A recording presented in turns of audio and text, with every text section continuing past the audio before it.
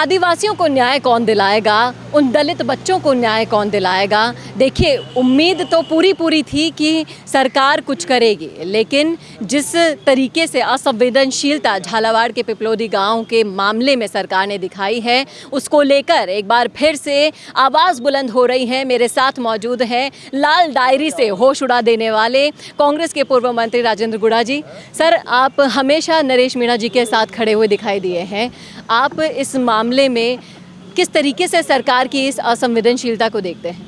देखिए, आपको बताना चाह रहा हूँ, जो पहले जो चुनाव हुआ था, उपचुनाव में जिसमें 8 महीने नरेश मीणा को जेल में डाला गया, उसमें उस एसटीएम की सरासर गलती थी।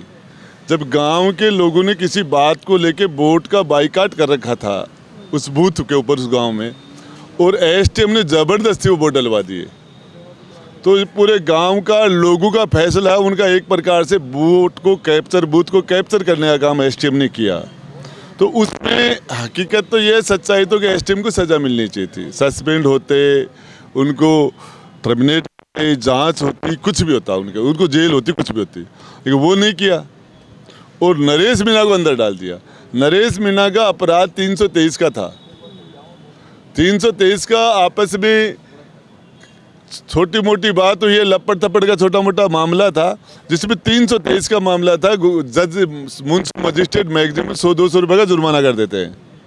ठीक है, बेलेबल मामला है जिसके गिरफ्तारी बनती नहीं है। उसमें कितने लोगों के हाथ पांव तोड़े पुलिस ने, कितने लोगों को पांव तोड़ दिए, कितने बहन बेटियों के, औरतों को, बच्चों के साथ क्या क्या नहीं किया। 8 महीने तक जेल में रखा। उसके बाद बाहर आने के बाद हम यहाँ से गए थे हमारे नेहरू पार्क से और कामखेड़ा बालाजी तक साथ थे। जिस तरीके से जनता पलट रही थी, जनता आ रही थी, नौजवान, बुजुर्ग, बच्चे, महिलाएं, उसके बावजूद शांति से अपनी पैदल यात्रा निकाल रहे थे कामखेड़ा बालाजी से, शांति से। और उसी टाइम ये हादसा हो गया। और एक जागरूक नागरिक होने के वो एक नौजवान नेता होने की, छात्र नेता होने की वजह से जो भी है, वो इनकी जिम्मेदारी बनती थी कि इनके वहाँ पड़ोस में वो काम हुआ, ये वहाँ गए। हॉस्पिटल से 100 मीटर की दूरी पर बैठे थे ये, और एम्बुलेंस को, घायल को लेके जा रहे हो। कौन ऐसी बेवकूफ़ी करेगा? जिस एम्बुलेंस में घायल को लेके जा रहे हैं, ये छात्र नेता रहा, राजस्थान यूनिवर्सिटी का जनरल सेक्रेटरी रहा है, 60-60 हज़ार लोगों ने विधानसभा में वोट दिए है, 46,000 वोट पहले मिले इनको। जो जिस आदमी को, जो जनता, वो पब्लिक का ऐसा कोई आदमी काम कर सकता है कि घायल को हॉस्पिटल में लेके जा रहा है, एम्बुलेंस को रोक दे? कोई भी नहीं कर सकता। नरेश मीणा ने भी नहीं किया। झूठा मुकदमा दर्ज करा के, झूठा आरोप लगा के फिर 40 दिन जेल में डाल दिया। झूठ पर झूठ, बार बार इनको सिर्फ एक मौका चाहिए था, उस मौके का फ़ायदा उठाकर जेल में डाल दिया गया। लेकिन अब मैंने देखा उसमें जेल में डाला जाना चाहिए था उस ठेकेदार को जिसने भवन बनाया, उस भवन की एमी भरने वाले इंजीनियर को, उसे प्रशासनिक जो जिम्मेदार अधिकारी थे, कलेक्टर थे, एसटीएम थे, जिनकी जिम्मेदारी थी ऐसे जर्जर भवन में बच्चों को क्यों बैठाया? प्रिंसिपल की जांच होनी चाहिए थी बजाय उनके, और इसको अंदर डाल दिया। तो कहीं ना कहीं आपको नहीं लगता कि हाड़ौती के जो नेता नांगले रहे हैं, नाम नहीं लूँगी मैं, लेकिन आप अच्छे से समझ जाएंगे, कहीं ना कहीं उन्हीं का प्रभाव है कि इस मामले में कोई एक्शन नहीं लिया गया? तो पूरी तरह कैप्चर कर रखा है। और आज भी जब हद हो गई, आज़ादी के 80 साल पूरे करने के लिए जा रहे हैं, देश के आज़ाद 80 साल। आज जो बच्चा जन्मता है, 80 साल में पूरे क्रियाक्रम करके दुनिया से चला जाता है। छोटा टाइम नहीं होता। इतने टाइम के बावजूद हम आदिवासियों को, भीलू को बकरियां दे रहे हैं। शर्म आनी चाहिए कि आप, एक ऐसा मामला होता है जहां पर दिन दहाड़े हत्या हो जाती है और वो किसी विशेष समुदाय से होंगे भाई साहब, तो तुरंत चेक कट होकर ऑन द स्पॉट आ जाता है। लेकिन वो आदिवासियों के बच्चे थे, दलितों के बच्चे थे, इसलिए उन्हें सिर्फ बकरियां देकर इतिश्री कर ली। और फिर इतना प्रेशर आने के बावजूद आप देखिए, राजकुमार रोत बार बार ये मुद्दा उठा रहे हैं, नरेश मीणा जी उठा रहे हैं, आप उठा रहे हैं, लेकिन आपको नहीं लगता कि ये प्रेशर सिर्फ एक कान से निकलकर उस सर के ऊपर से जा रहा है? जिस तरीके से ये सरकार काम कर रही है, आपको जानकारी है या नहीं मुझे पता नहीं, मेरे झुंझुनू में एक जिंदे आदमी का पोस्टमार्टम कर दिया, जिंदे का। और फिर उसको डीप फ्रीज कर दिया, 4 घंटे वो बर्फ में रहा है, फिर उसको शमशान के ऊपर जब लेके गए हैं तब वो आदमी जिंदा है, जिंदा है वो आदमी वहाँ। और आग लगी तब वो, जब उसके आग लगी तब वो हिल रहा था, तब उसको वापस चिता से उतार के और जयपुर किया, जयपुर यहाँ आके उसके प्राण निकले थे। ये झुंझुनू की घटना है।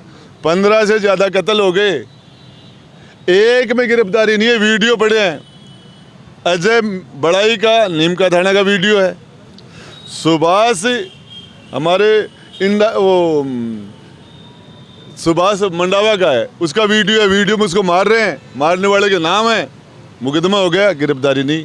लेकिन इतने सबूत होने के बावजूद भी ऐसी क्या कमी रह रही है? आपको क्या लगता है कि कौन सी ऐसी तानाशाही है, कौन है इस पर्दे के पीछे का तानाशाह? मैं बता रहा हूँ, नेताओं का सिस्टम ही नहीं है, पूरा सारा सिस्टम ब्यूरोक्रेसी ने कैप्चर कर रखा है।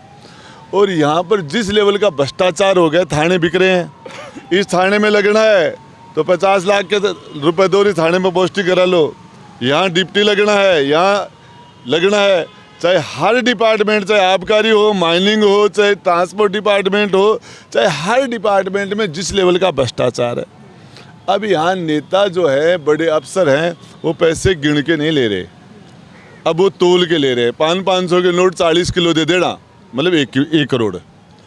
और लेकिन जिस तरीके से आपने गांधीवादी तरीका चुना है, नरेश मीणा जी ने गांधीवादी तरीका चुना है, क्या लगता है आपको कि इसका असर पड़ेगा? पड़ेगा तो पड़ेगा, नहीं पड़ेगा तो नेपाल की तरह जनता आएगी। यहाँ भी ये एक ताला टूटा है, अभी ये मैं बता रहा हूँ आपको, जनता आएगी। आपको लगता है कि नेपाल की तरह भारत में भी होने वाला है? मुझे लग रहा है कि अभी ये ज़्यादा बर्दाश्त कर लेगा। जिस तरीके से नौजवान आत्महत्याएं कर रहे हैं, जिस हिसाब से एक बार का मंत्री बनने के बाद लूट के वो बेसमेंट नोटों से भर लेते हैं, नोटों से, जिस तरह अधिकारियों ने जिस तरह की लूट मचा रखी है, अफसरों ने जो कर रखा है, अरे बेरोजगार रोजगार के लिए जो आरपीएससी का जो बंटा ढार किया है, जिस तरीके से थानेदार सारे नकली पेपर ले लेके बन गए, और ये सारे 3 स्टार वाले ज़्यादातर फर्जी है, सारे मुन्ना भाई हैं ये सारे के सारे। ऐसे एसटीएम बन गए, ऐसे और बन गए। अब पढ़ने वाले ये लड़के हैं तो तैयारी करके खड़े रह गए यहाँ, और जिसके पास पेपर आ गया वो पार निकल गया, जिसे पेपर नहीं आया वो इधर रह गया। अब ये इनमें कुंठा आ गई। तो ये कुंठा, जब आपको बता दूं, बांग्लादेश हमारा पड़ोसी है, जैन जी ने वहाँ किया, नेपाल का है, श्रीलंका का है, आपका फ्रांस में भी हो गया। तो अब आपको क्या लगता है ये सारे के सारे मुन्ना भाई अब भारत में भी अटैक करने वाले हैं? जिस तरीके से नेपाल में सरकार और प्रशासन को उखाड़ के फेंक दिया, यहाँ भी होगा? ये 4-5 दिन नरेश मीणा की ये जो बलिदान है, ये त्याग तपस्या है, ये नहीं जाएगा। और इसकी जैसे जैसे हालत बिगड़ेगी वैसे वैसे संख्या यहाँ बढ़ेगी, और 50,000 की संख्या होने के बाद ये सारे ताले राजभवन के, सीएमओ के, सेक्रेटरीट के चेप देंगे। तो सुना आपने, साफ साफ मेरे बस में भी नहीं है। राजेंद्र को डांटे तो थोड़ी रोक सकता है, मैं जानता ही नहीं कौन कौन आएंगे। ये तो नेपाल की तरह जनता चलेगी, प्रधानमंत्री रुकेंगे, मंत्री पिटेंगे, बता दूं आपको।